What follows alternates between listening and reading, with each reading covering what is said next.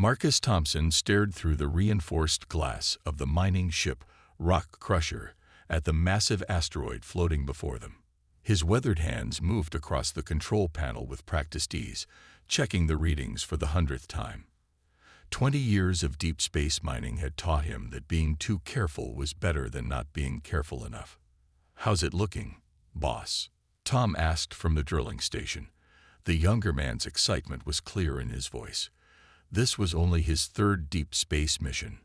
"Asteroid PT-249 is bigger than our scans showed," Marcus replied, squinting at the dark mass. "About 30% larger. Could be good news for us." Behind them, Kate worked at the resource analysis station, her fingers dancing across the holographic display. As the team's geologist, she was responsible for finding the best drilling spots. "These readings are weird," she muttered, more to herself than the others. Marcus turned in his chair. "Define weird." "Well," Kate said, pushing her display so it floated in the middle of the bridge. "See these energy signatures? They don't match any mineral we've ever mined. Not even close."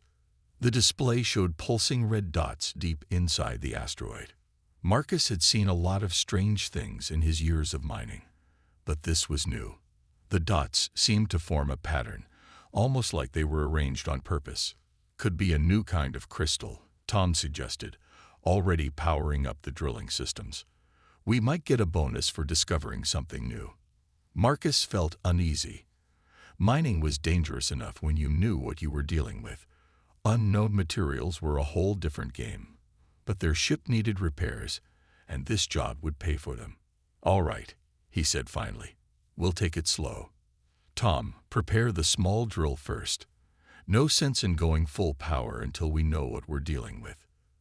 The rock crusher moved closer to the asteroid, its stabilizers engaging with a low hum. Through the window, Marcus could see the surface clearly now, dark and pockmarked, like most asteroids, but with strange bluish veins running through it. "Beginning surface scan," announced Jerry from his station. As the team's AI systems operator, he worked with the ship's computer to map safe drilling paths. "Computer says the outer layer is standard nickel-iron composite, but those deeper readings, it's having trouble identifying them." Marcus nodded. "Kate, mark us the safest approach point. Tom, bring us in nice and easy.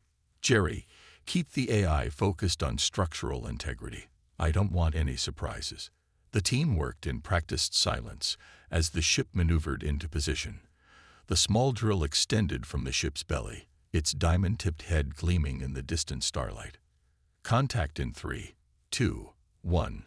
Tom counted down. The drill bit touched the asteroid's surface and began to spin. At first, everything seemed normal.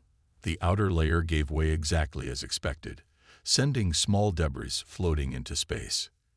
Then everything went wrong. As soon as the drill penetrated the second layer, the bluish veins in the asteroid began to glow. The ship's instruments went crazy, readings jumping off the charts. "Energy spike," Jerry shouted. "The AI can't process it." "Pull back," Marcus ordered, but it was too late. The glow intensified, enveloping the ship in brilliant blue light. Marcus felt a strange tingling sensation throughout his body, like static electricity but stronger. "Boss," Kate's voice was barely a whisper, "I don't think this is a normal asteroid." Those were the last words spoken before the light became blindingly bright. Marcus felt a sensation like being stretched and compressed at the same time. The ship's emergency alarms blared for a split second, then went silent. When Marcus could see again, the asteroid was gone. So was the familiar starfield he'd known all his life. Instead, through the bridge window, he saw something impossible. 2 suns hanging in an alien sky, casting purple light onto a landscape that definitely wasn't anywhere near Earth. Tom broke the stunned silence with words that summed up their situation perfectly. "Boss, I don't think we're getting that discovery bonus." The rock crusher hung silently in the alien air, its mining equipment still humming softly. Marcus ran a quick systems check. Miraculously, everything still worked. The ship floated about 50 meters above what looked like a forest, except all the trees were various shades of purple. "Everyone okay?" Marcus called out, his eyes still fixed on the strange landscape below. "I think I'm going to be sick," Tom groaned from his station. "But yeah, alive." Kate was already at her instruments, taking readings. "The air outside. It's breathable. Similar to Earth's atmosphere, just a bit more oxygen. Temperature is about 25 degrees Celsius." "Jerry," Marcus turned to the AI station. "The ship's AI is confused but functional," Jerry reported, his fingers flying over the controls. "It keeps trying to match our location with known space coordinates, but nothing fits. We're definitely not in Kansas anymore." Marcus took a deep breath. 20 years of mining had taught him that panic never helped. "All right, let's take this step by step. First, we need to land. Tom, find us a clear spot." The ship descended slowly into a large clearing. The purple vegetation swayed in the breeze, and small creatures that looked like six-legged deer scattered at their approach. The two suns overhead cast strange, overlapping shadows beneath the ship. As they touched down, the ground beneath them sparkled. The entire clearing seemed to be covered in tiny crystals that caught and reflected the dual sunlight. "Look at this," Kate said, pointing to her screen. "The ground is literally made of crystalline structures. They're similar to quartz, but different, more organized, almost like they're growing in patterns." Marcus was about to respond when Jerry's console lit up with urgent signals. Movement detected. Multiple readings, coming from the tree line. The crew rushed to the windows. At first, they saw nothing but purple foliage. Then, something stepped out of the forest. It was roughly humanoid, about 2 meters tall, and seemed to be made entirely of living crystal. Its body was transparent in some places, opaque in others, with internal lights that pulsed softly as it moved. More of them emerged from the forest, their crystalline bodies reflecting the double sunlight. "Nobody move," Marcus ordered quietly. "Jerry, is the external camera working? Can we get a better look?" Jerry activated the ship's front camera, and the main screen filled with a detailed view of the crystal beings. They moved with surprising grace, their bodies making soft chiming sounds as they walked. "They're carrying tools," Tom pointed out. Indeed, each crystal being held what appeared to be farming implements made of the same crystalline material as the ground. "The AI is picking up vibrations," Jerry reported. I think they're talking to each other. The crystals in their bodies are resonating." Kate's eyes were wide with wonder. "They're silicon-based life forms. This shouldn't even be possible." The crystal beings had formed a circle around the ship, keeping their distance but clearly curious. More were arriving from different directions, some carrying what looked like recording devices. "We need to show them we're friendly," Marcus decided. "We'll use the external speakers. Jerry, can you generate some simple tones? Maybe we can communicate through vibrations." Before Jerry could respond, the crystal beings did something unexpected. As one, they all knelt down, pressing their crystalline hands to the ground. The entire clearing began to glow with a soft blue light, similar to what they'd seen on the asteroid. Boss." Tom's voice was shaky. "I think they're worshipping the ship." Marcus watched as more crystal beings emerged from the forest, all kneeling and adding to the growing light show. "Great," he muttered. "We're not just lost. We've accidentally become gods." Through the windows, they could see the glow spreading through the crystal-covered ground, creating patterns that spiraled out from their ship. The patterns looked eerily similar to the ones they'd detected inside the asteroid. Kate summed up their situation perfectly. "Well, this is probably going to complicate the mission report." After 3 hours of watching the crystal beings perform their glowing rituals around the ship, Marcus decided it was time to act. The crew had put on their protective mining suits, not because they needed them for the atmosphere, but because meeting alien life seemed like a better safe than sorry situation. "Jerry, Marcus said, checking his suit's seals. How's that translation program coming along? Jerry sat at his console, working with the ship's AI to analyze the vibrations they'd recorded. The AI says their language is based on crystalline resonance patterns. Think of it like music, but with meaning. We can use our mining sonic equipment to talk to them. Great, Tom muttered. We're going to communicate with aliens using drilling equipment. What could go wrong? Marcus ignored the comment. Kate, you're our science expert. Any advice before we go out there? Kate looked up from her readings. Don't make any sudden moves and try not to break anything. Their entire civilization seems to be crystal-based. Even their tools are grown, not built. The crew gathered at the airlock. Through the small window, they could see the crystal beings still arranged in a circle around their ship. The double sunlight made their bodies sparkle like living diamonds. Ready? Marcus asked. After seeing 3 nods, he opened the outer door.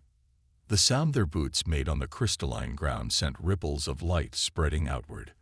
The crystal beings responded with a harmony of tones that made the air itself vibrate. Jerry held up their modified mining resonator. The AI says they're greeting us as the ones who ride the star metal. He adjusted some settings. I'm trying to tell them we're peaceful explorers. The crystal beings' response was immediate and unexpected. They all began glowing bright blue, and their resonant voices combined into what sounded like crystal wind chimes in a hurricane. Jerry consulted his display. They say we're the fulfillment of the great resonance prophecy. Apparently, we arrived exactly as their ancient songs predicted, from beyond the stars in a vessel of metal and power. Marcus sighed. Tell them there's been a mistake. We're just miners who got lost. Jerry transmitted the message using the resonator. The crystal being's response made all the nearby crystals pulse with light.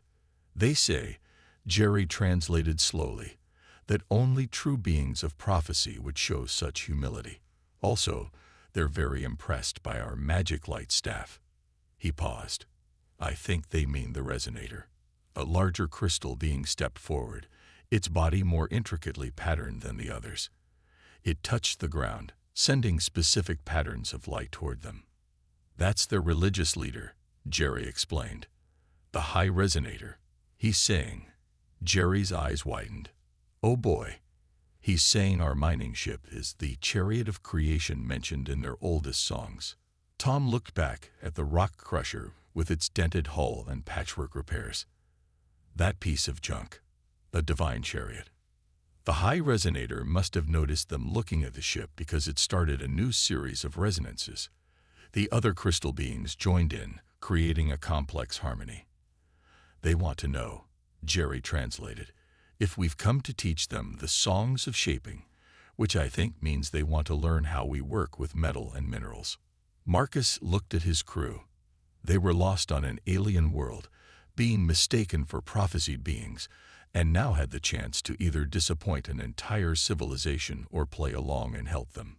Tell them, he said finally, that we'd be happy to share our knowledge. As Jerry transmitted the message, the entire clearing erupted in waves of light and crystalline songs. They're celebrating, Jerry said unnecessarily. Also, they're calling you the first singer of the star metal. Marcus watched the light show and wondered how he was going to explain this in his mining report. Well, he said, I've had worse job titles. 1 week after their accidental arrival, Marcus stood at the edge of what the crew now called the teaching grounds. Hundreds of crystal beings watched in fascination as Tom demonstrated how to use a simple pulley system to lift heavy objects. It's amazing, Kate said, standing beside Marcus. They've never thought of mechanical advantage. They've always used their resonance powers to move things. The crystal beings sent waves of excited chimes through the ground as Tom lifted a large crystal block, using only a rope and wheel. The high resonator's patterns glowed particularly bright. Jerry, working with his modified resonator, translated their reactions. They're calling it star metal magic. They want to know if Tom is performing a sacred ritual. Marcus rubbed his forehead. Tell them again. It's not magic, just simple mechanics. Anyone can do it if they understand the principles. When Jerry transmitted this message, the excitement grew even stronger. The idea that anyone could perform such miracles seemed to thrill them even more than if it had been magic. "Boss," Tom called from his demonstration area. "They're asking about the mining drill now.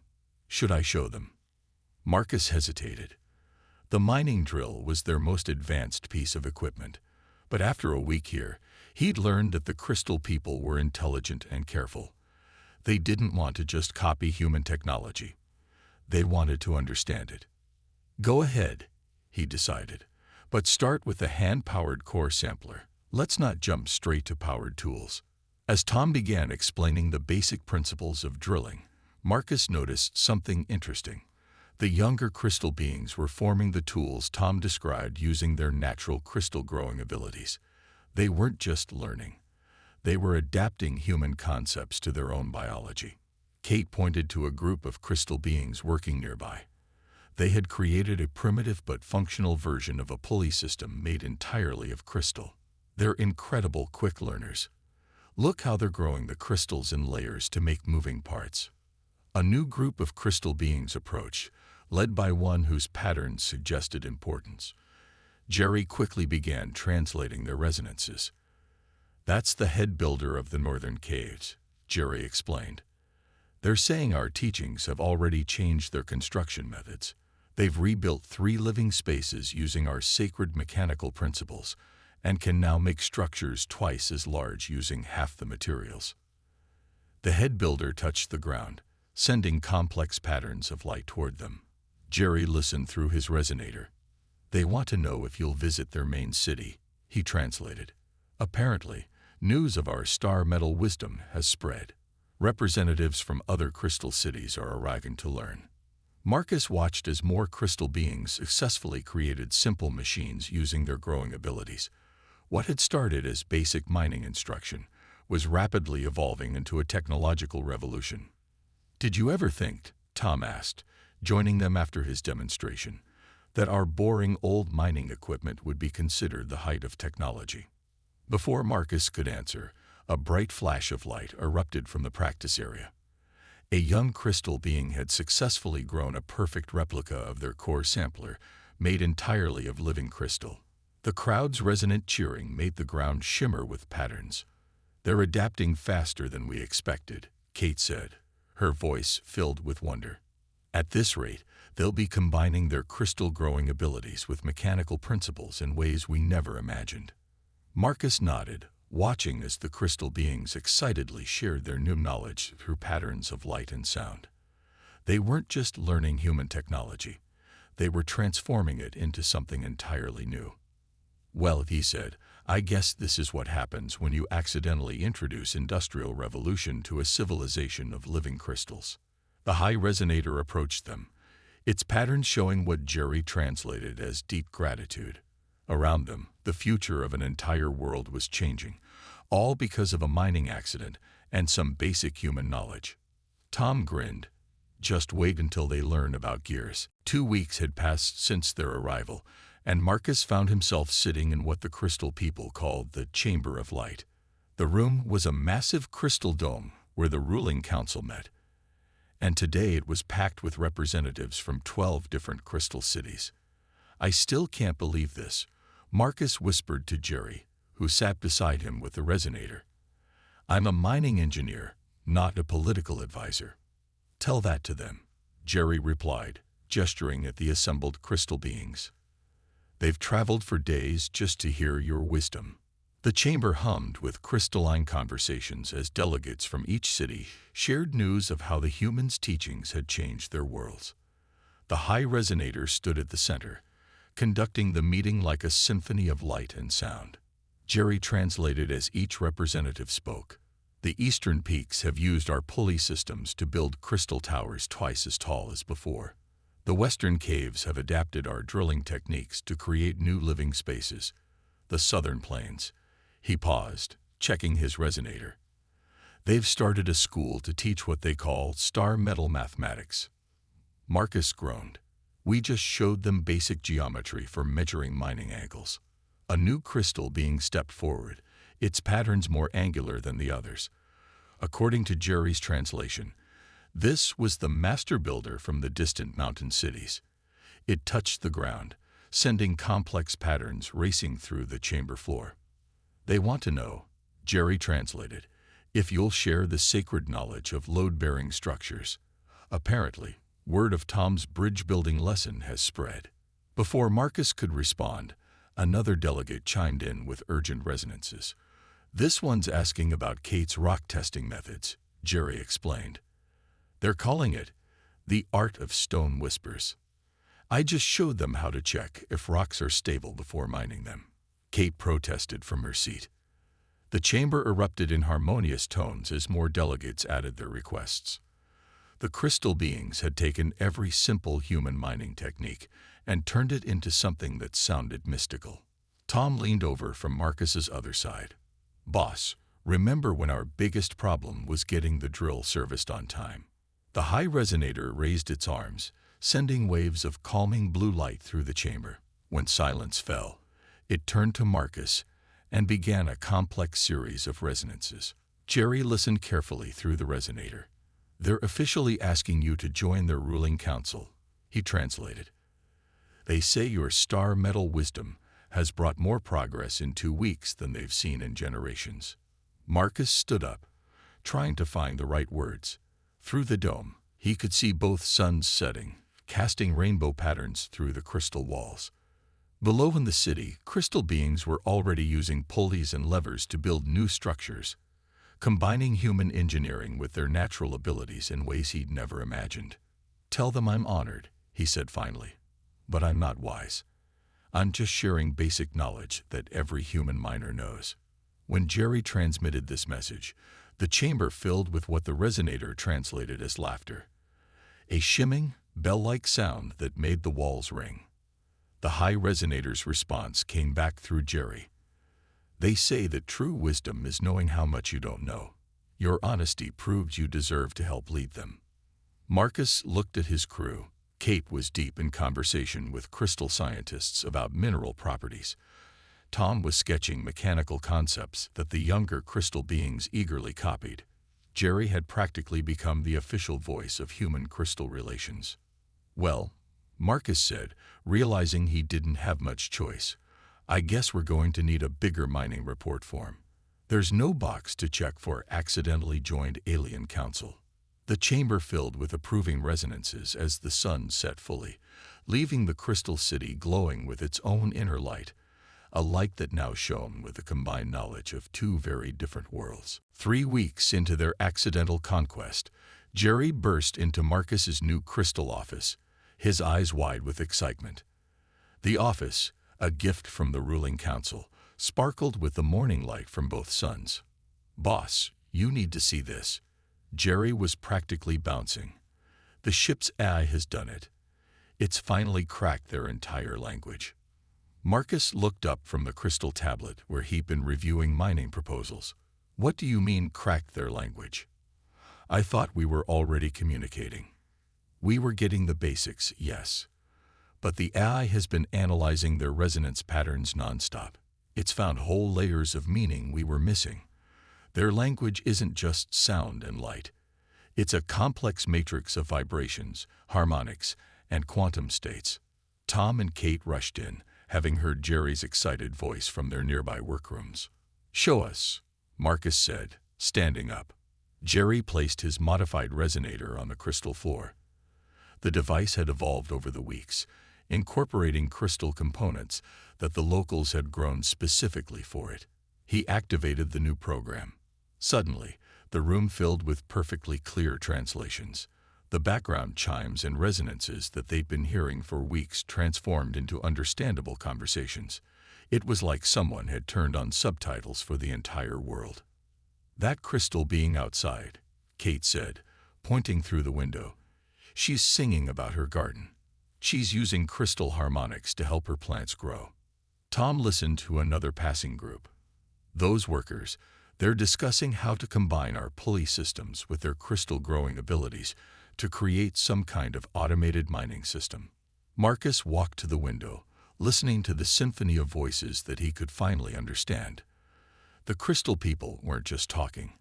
They were sharing knowledge, telling stories, making jokes, and planning the future, all through their resonant language.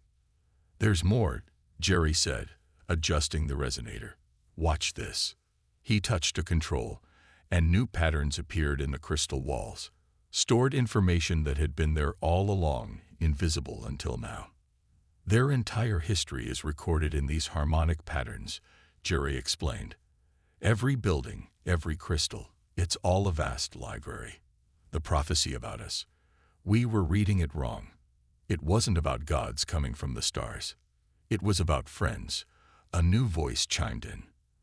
Everyone turned to see the high resonator standing in the doorway, its patterns glowing softly.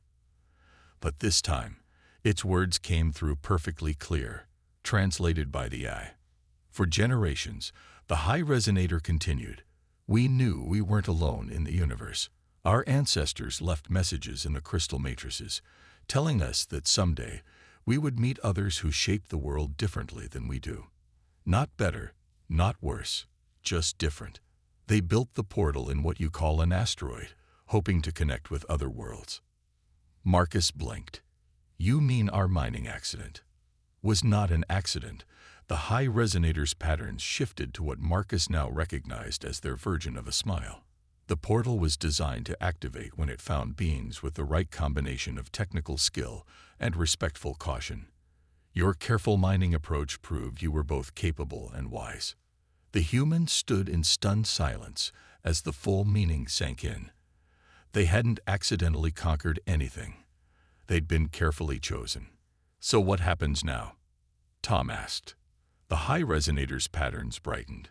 "Now that we can truly understand each other, we can begin the real work. Your mining knowledge combined with our crystal shaping abilities. That's just the beginning."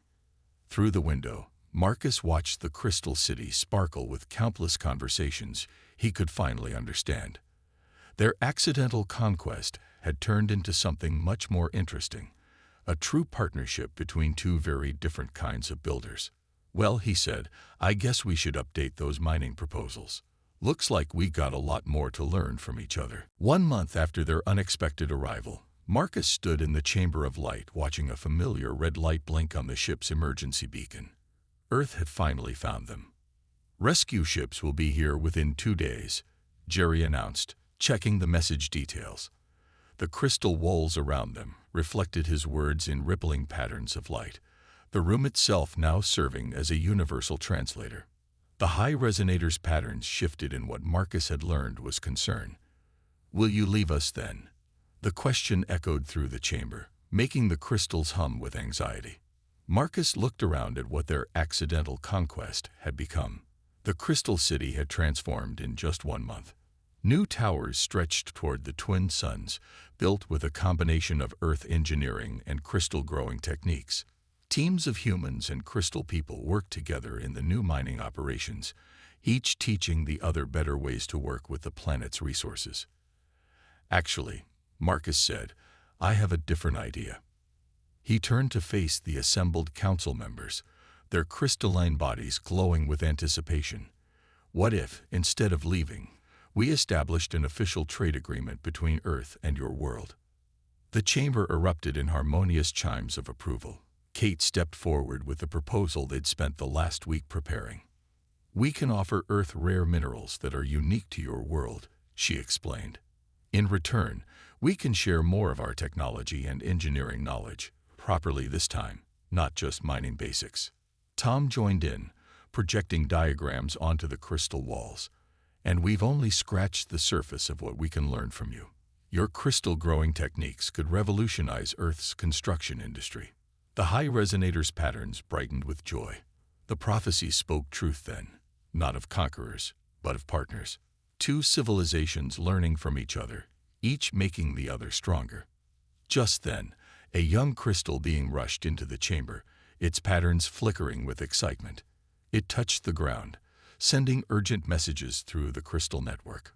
"The first crystal metal hybrid machine is working," Jerry translated, though most of them could understand the harmonics now. They've successfully combined our hydraulic systems with their crystal growing abilities. Marcus smiled. In 1 month, they'd gone from being lost miners to helping create an entirely new type of technology. Earth's going to need some time to process all this, he said. We're not exactly following standard first contact protocols. The council chamber filled with the crystalline equivalent of laughter, a shower of rainbow-colored lights and bell-like tones. I'll need to return to Earth briefly, Marcus continued, to explain everything and set up proper diplomatic channels. He paused, looking at his crew. Anyone want to stay here and keep working while I deal with the bureaucrats? Tom raised his hand immediately. I've got 3 new crystal tech projects already planned.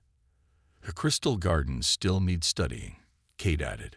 Their agricultural techniques are amazing. Someone needs to keep improving the translation systems, Jerry chimed in. The high resonator touched the central crystal pillar, sending waves of blue-green light throughout the chamber. We will prepare living spaces for any other humans who wish to come learn and teach, it announced. And we have decided to name our world New Harmony, a place where the wisdom of stars and stone come together. Marcus looked out through the crystal dome at the city below. Crystal people and humans worked side by side, their different approaches to technology creating something entirely new. Earth's first alien contact hadn't come from advanced beings in sleek spaceships, but from a mining accident and some basic engineering knowledge freely shared. Well, he said, pulling out his tablet to begin the most unusual mining report in human history, I guess sometimes the best way to conquer a world is to let it conquer you right back. The twin suns set outside, their light reflecting through the crystal city in countless rainbow patterns. In the growing dusk, the lights of human mining lamps mixed with the natural glow of crystal buildings, creating a perfect blend of both worlds, a harmony of stars and stone, just as the prophecy had promised.